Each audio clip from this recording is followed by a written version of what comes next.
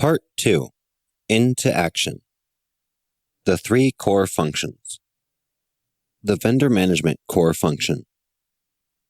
Some years ago, Renato was put in charge of the vendor management team for a global LSP. The company had been going through some major transitions at the time, and there was a lot of confusion around their vendor strategy. There were no clear expectations from the vendor management team, and this lack of clarity extended into the team itself. Over the previous 5 years, they had been going through so many changes as a team, nobody was even sure anymore what their job was or how to do it. Recognizing the lack of clarity in his team, Renato pulled everybody into the same room and asked them one question. What is your job? There were plenty of answers from the team members. Decrease supply chain costs, one person responded. Another answered, manage vendor relationships. A third person shouted, improved vendor quality. There seemed to be as many different answers as there were people in that room, and none of the answers were necessarily incorrect. Let's slow down, Renato said. We are overcomplicating this. At the basest level, what is our job as vendor managers? Give me an answer in 2 words. The team thought about this. In a way, it was an insulting question, as it was asking them to distill their very challenging job down into 2 words, which could not possibly capture the complexities of their work. Renato answered, find people.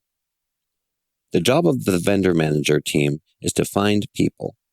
Now, of course, there are a lot of other activities that need to happen for the vendor manager to find these people, but at the core of it, the mandate is very simple. Find people. LSPs rarely employ in-house linguists. Most linguistic services are outsourced, either to smaller LSPs or to freelance CLPs. Without these suppliers, LSPs cannot do the basic function that is expected to do, which is, of course, to provide language services. This is why vendor management is such a crucial function for the LSP. The vendor manager must define and carry out a structured program for recruiting and managing talent that will be performing the services for the client. This chapter explores in greater detail how the vendor management carries out this basic mandate. It is important, though, for us to remind you once again that as we are discussing this, or any of the core functions of the LSP, we are discussing functions, not people. We use the term vendor management to describe this function, but it doesn't matter if it is called supply chain management, procurement, talent acquisition, or anything else. The function is the same. Sometimes vendor management responsibilities are even carried out by the project manager or the engineer. Sometimes in small companies, the owner is doing everything herself. So keep in mind while we are discussing these concepts that even if your job title is not supply chain manager, it is likely that you may find some of the ideas discussed below are relevant to your function within the organization. Creating value. As we have stated, defined in 2 words or less, the vendor manager's job is to find people. One could argue that it is a vendor manager's job to find good people. We wouldn't disagree with you. We would simply point out that this is 3 words, and it should be understood that of course we want to find good people. Vendor managers need to find good people who add value. Good people add value. Value adds money. Money increases margins. Simple as that. One of the worst mistakes that a vendor manager could make is to focus only on price. This happens all the time. Of course, it is necessary to consider price of the vendor before making a selection. Of course, a vendor manager needs to negotiate the best possible price with the selected vendors. Of course, some projects will have a very tight budget, so the price will be an important decision-making factor. However, price is only one consideration that needs to be evaluated before selecting which external vendors to engage with. Each time a vendor manager selects a vendor to work with, there needs to be a cost-benefit analysis, where you weigh the cost and risk associated with a vendor against the potential benefits of working with that vendor. But notice here that we have drawn a subtle distinction between the price and the cost. Cost is not only price, but also includes the total cost of doing business with a certain vendor, whereas price is only a number on a purchase order. While inexperienced vendor managers focus on price, more mature ones will also look at the list of other factors that have the potential to add or decrease value, such as timeliness, responsiveness, quality of work, customer service, breadth of experience, flexibility, availability, proactivity, scalability, location, open to teamwork, and the list could go on and on. How well a vendor ranks in any of these categories will affect how much value they are adding to the process. Each of these factors needs to be considered to calculate the best value of each vendor according to the project requirements. The best value represents the net value that is added to an individual engagement from different factors that are weighted according to the requirements of the engagement and considering the sum of the actual and potential costs. Every project is different, so there is no set process for calculating the best value of all engagements. Different factors are weighted differently for each project. Let's say that you have a very quick project that needs to be delivered as soon as possible to your client. In such a scenario, you would necessarily place more importance on speed than quality. For another project, you have a comfortable timeline, but the client is very sensitive to quality. So you would not place as much value on speed for this project because if you rush it, the quality may be unacceptable. In situations like these, it is up to the vendor manager to weigh each factor based on importance to find the best value. To do this, the vendor manager will need to perform 2 evaluations. The first evaluation is to understand the requirements of the project. The second evaluation is to understand the net value of a vendor, broken down into different value categories. Once these evaluations are complete, you can tie them together to compare vendors and select the one with the best value for that project. Project Requirement Evaluation. The first step is to understand the requirement for the project or program you are looking to find a vendor for. This could be a single project or it could be a large ongoing program. The only requirement is that the project or program should have consistent requirements. For example, if you are evaluating requirements for an ongoing program, then those requirements should not change from project to project within that program. Every project in that program, for example, should have similar requirements for quality, timeliness, etc. Once you have defined the scope of the program you would like to evaluate, you need to list the requirements for any vendor that would be working on that program. Price will be a requirement for virtually any program, so that will most likely be at the top of your list. For example, you would start with a list that looks something like this. List of requirements, price, timeliness, quality, location, scalability, and experience. Once you have your list of requirements, add a column to rank how important each of those requirements is on a scale of 1 to 10. We call this the specific value multiplier, or SVM. It should go without saying that not all requirements should be 10. If you are tempted to list everything as a 10, then you need to learn how to better prioritize, which unfortunately is not a lesson that we intend to teach in this book. For example, a small rush project may have an SVM of 10 for timeliness, but only 5 for quality, as in the example below. Example below lists each of the requirements that we already covered: price, timeliness, quality, location, scalability, and experience. And then next to it, in a separate column, lists the specific value multiplier from 0 to 10. For price, it is 5, timeliness 10, quality 5, location 1, scalability 8, and experience 6. With the SVM determined for each factor, there is now a clear picture of how important different requirements are for your project. These will be the criteria that are used to evaluate different vendors to calculate their best value for this project. Vendor evaluation. It is important to rank vendors according to the same scale in order for the calculations to work properly, and you should rank them in the same areas identified in the project requirement evaluation. In the example, we have 2 tables, one for vendor number 1 and one for vendor number 2. Each table has 2 columns of requirements and vendor ranking. Vendor number 1's table is as follows: price 8, timeliness 1, quality 0, location 5, scalability 5, experience 5. And the total is 24. Vendor 2 lists the requirements and rankings as price 2, timeliness 8, quality 6, location 1, scalability 1, experience 2, and the total is 20. You will notice in the above example that we have totaled the value of each vendor according to the ranking for each category.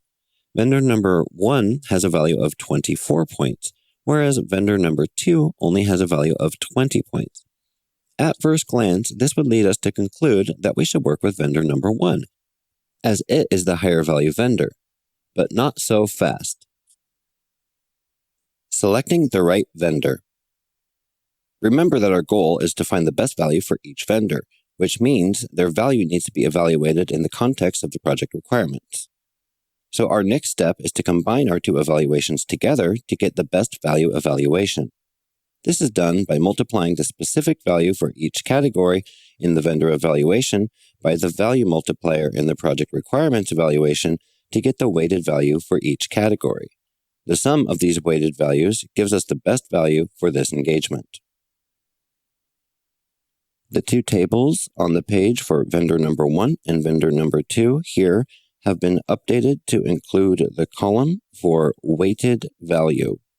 The new totals for vendor number 1 and vendor number 2 are 125 for vendor number 1 and 141 for vendor number 2.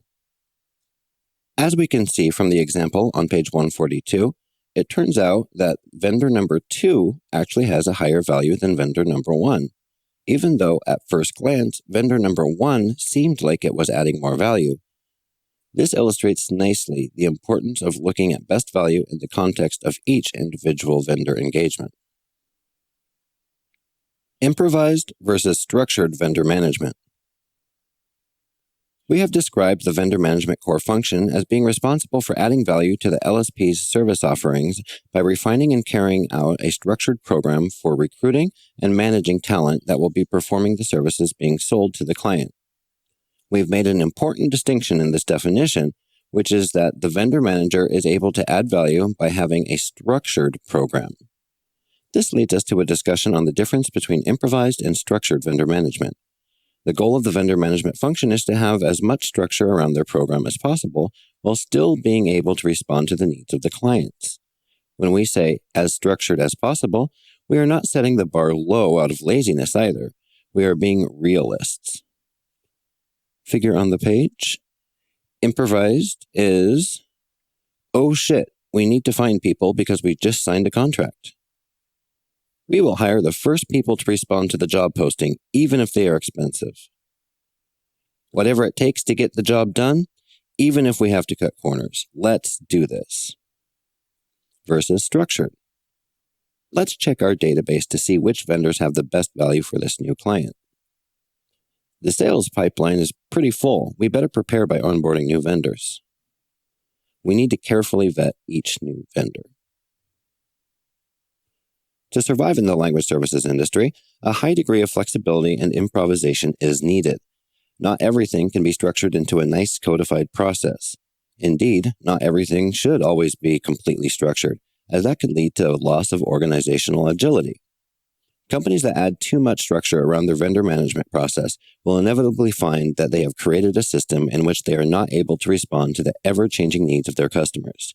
There needs to be balance. Improvised vendor management. Improvised, or flexible, vendor management is the baseline. This is where most new companies start out. We could call it reactive vendor management, but have chosen not to because we find the term reactive is highly loaded and often carries a negative connotation. Strictly speaking, improvised vendor management is indeed very reactive, but it is necessarily so. There are certain downsides to following an improvised strategy. When we perform our market influencer evaluation, we saw how bargaining power of suppliers and purchasers can work for or against the LSP to drive prices up or down. By taking a reactionary approach to vendor management, an LSP is essentially shifting more of this bargaining power into the hands of their supply chain. In a structured vendor management model, an LSP proactively builds a network of CLPs and SLSPs prepared to accept work. Multiple vendors can be onboarded so as to decrease their collective bargaining power and drive down their prices. Well-defined contracts and service level agreements, or SLAs, can be put into place and volume discounts can be negotiated. These things all take time, and so none of these things are possible with an improvised program. There is no such thing as improvised strategy.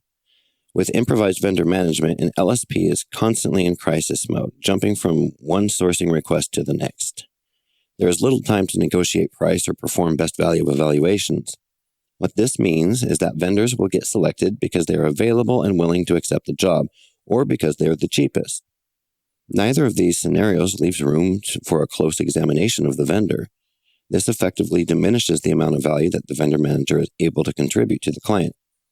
Rather than being a value-adding step in the process, the vendor manager function is reduced to simple crisis management. For example, a small MLSP that is just starting out may not have the resources needed to invest into a mature vendor management program, and so must fall back on improvisation. Perhaps they have made a business decision to deprioritize investment into vendor management and focus instead on areas more directly related to growing their business, such as sales and project management. This is a common case among smaller LSPs who do not have access to the money and resources needed to roll out more advanced processes. Let's say that this small MLSP wins a new contract for translating a pharmaceutical patent from German to Polish. Chances are they don't have a whole team of German to Polish translators specialized in life sciences contract translations that they can just call up. So they will have to improvise. They are forced to pursue a very reactionary way of approaching vendor management since the strategy is driven completely by the client's needs. In the absence of structure, an improvised vendor management strategy is better than no vendor strategy. At that time, it was an absolute necessity to improvise. However, what would happen if they were approaching this in a more strategic way? It would mean that the MLSP would have been proactively collecting and maintaining information on potential resources that could work on such projects. As soon as the contract with the customer was signed, there would already be some translators in the database, one of whom would be selected based on the results of the best value analysis. However, pursuing such a structured strategy would mean that the vendor management team would be tasked with sourcing talent for virtually any possible scenario to prepare for the likelihood of receiving a project. Ain't nobody got time for that. It's just not feasible. No matter how large the MLSP or how much they want to invest in a structured vendor management strategy, the point is that regardless of how large an MLSP is or how structured vendor management strategy is, there will still be times when it is absolutely critical to be flexible and to react quickly to meet the customer's needs. Structure is better than no structure, but there will always be a last resort situation that calls for improvisation. Structured vendor management strategy. When we made the point in the previous example that improvised vendor management was necessary for the given situation, note that we made the important qualifier, at that time. So when we say it is necessary, we mean it in the way that an emergency back alley appendectomy performed with a rusty spork is necessary, if there is no better option. Basically, it was necessary to improvise then because there was no better strategy that could be followed to meet the customer's needs. Immediate and swift action was needed. The goal of structured vendor management is to put systems and processes in place that are able to reduce the number of situations where improvised reaction is needed. While improvised vendor management is about action, structured vendor management is about strategy and planning. Structured vendor management is like a grandmaster playing a game of chess, always thinking 10 moves ahead. Improvised vendor management is like Tucker playing chess, reacting frantically to each move, lots of sweating and cursing involved, and trying frantically to cheat when his opponent is in the bathroom. Structured vendor management anticipates the demands the LSP will have on the supply chain and proactively takes steps to meet these needs. For a company that specializes in certain languages or verticals, this can be a relatively simple process. Does your LSP mostly work on legal translations into European languages? Then great. You can proactively build a supply chain specialized in this area for major European languages so that you are not caught off guard if a very large new project comes in. You can even build extra capacity to manage the spikes in volumes that may come. You can perform an evaluation for each of the vendors that you onboard and store these in an organized database ready to be pulled up for an analysis for each new project that comes through the door. Thinking ahead, you can proactively negotiate reduced rates with vendors because you may be in a position to provide them much more work than they would otherwise get. Rather than negotiating price on a project-by-project basis, you are able to negotiate price on a program basis. This is often seen in the form of a volume discount, where vendors are willing to and happy to lower their rates if an LSP can guarantee them a certain amount of work. For a large MLSP, there may be a dozen project managers working on a dozen different customers. Each one of these programs may be somewhat small, so there can be no volume discounts for each individual project. This is where the vendor management is able to add value by representing the combined bargaining power of all of these programs to negotiate better terms with the vendors, adding value to each of those different programs. In the example given to illustrate the need for improvised vendor management, our MLSP received a project that was completely outside of their core competencies. Perhaps they had never translated pharmaceutical contracts before. Perhaps they had never worked on German to Polish translations either. That is why they found themselves in a situation where they needed to be reactionary rather than strategic, to act rather than plan. Even though this project was completely outside of the company's core business, this situation still could have been mitigated by structuring the way in which the vendors are recruited and onboarded. Processes could be rolled out for the vendor manager to have more visibility into the sales pipeline so that upcoming supply chain demands could be properly forecasted and recruitment could start ahead of time. It is rare that a new client signs a contract without any warning. Usually, the sales team talks to a client for weeks or months before a new project is won. By analyzing the opportunities that the sales team is working on, a vendor manager can proactively start aligning resources to meet the needs of the new customers. It is in the sales team's best interest as well, because it means that their new clients are going to get the maximum benefits out of vendor management. Strategic vendor management. It is useful to think of vendor management in terms of an emergency room. If you get rolled into an emergency room on a stretcher, the last thing you want is for your doctors and nurses to improvise. This is why there are processes in place in emergency rooms to ensure that the care you receive is the best possible value. There is structure. However, what happens when there are circumstances that were not planned for? During a natural disaster or after a crazy English soccer riot, there will perhaps not be enough medical professionals on staff.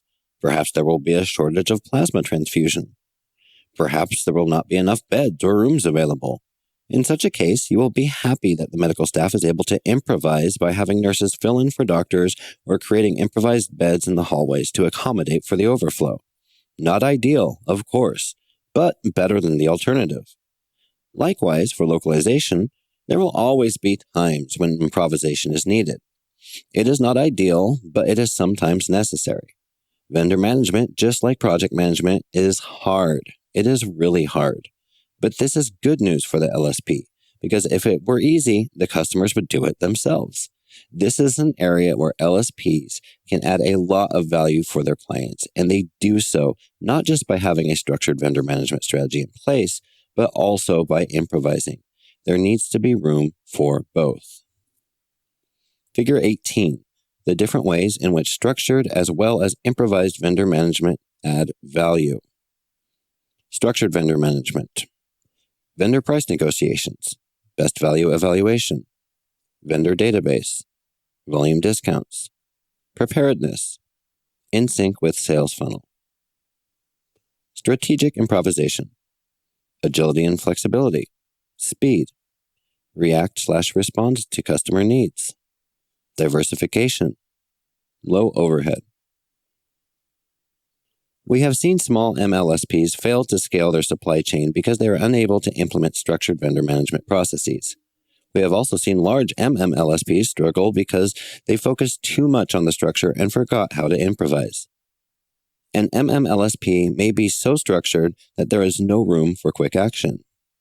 Often what happens in such an organization is that the vendor managers begin to think of themselves more as relationship managers with their existing supply chains.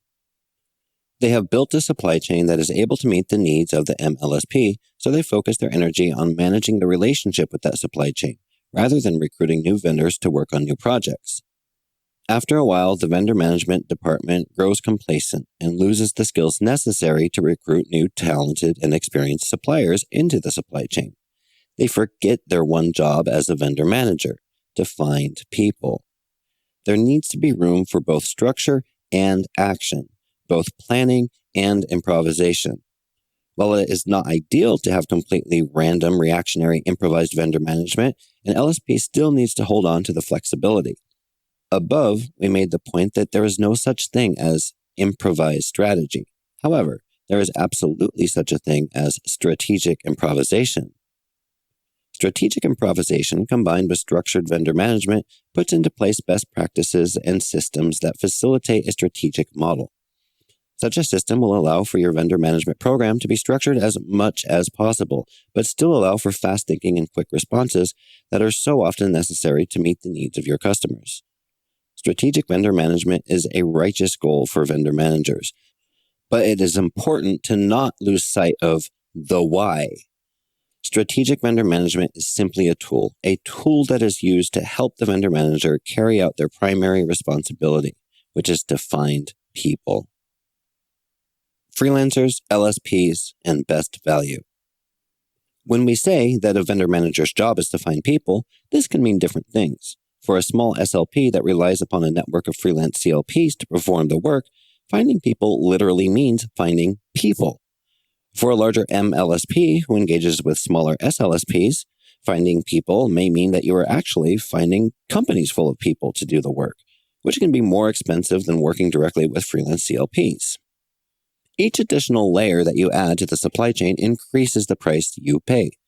But remember, there's a big difference between price and cost. SLSPs typically sell their services to MLSPs. Occasionally, an LSB will contract directly with CLPs. That is, the end customer hires freelancers directly in an effort to reduce costs. But most localization programs run through a standard supply chain. The reason most localization programs are set up this way is because most of what is bought and sold in the language services industry is not actually language services, but rather the value added through the core functions.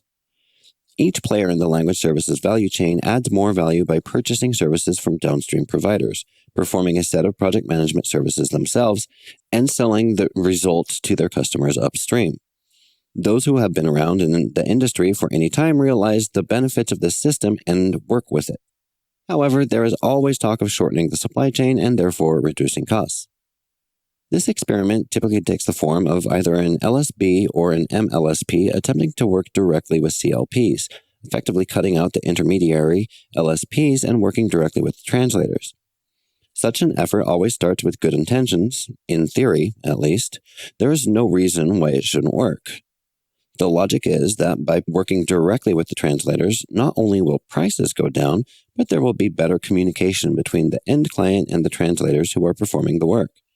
This increased communication, it is thought, will lead to better translations because the translators are more in touch with the needs of the end customer.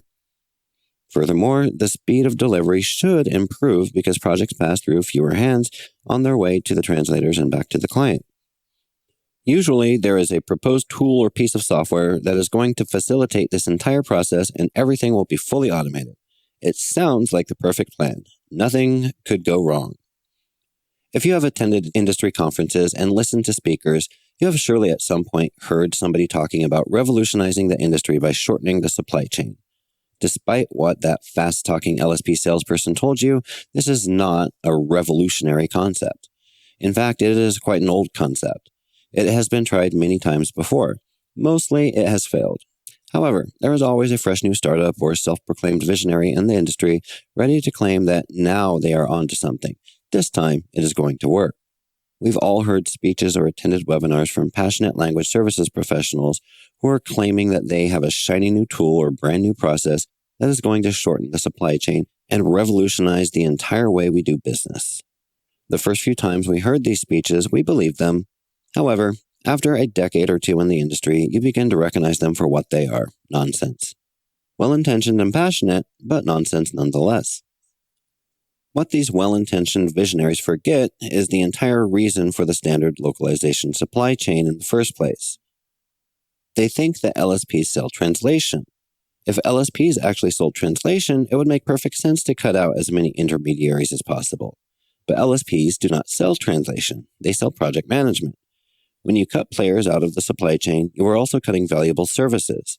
Without the SLSP to manage the freelancers or the MLSP to manage the many different languages, the burden is now on the LSB to manage everything themselves, which is a feat that few LSBs are prepared for. Any cost savings are quickly negated by increased project management effort for all that time spent performing the task that would typically be performed by the intermediary LSPs.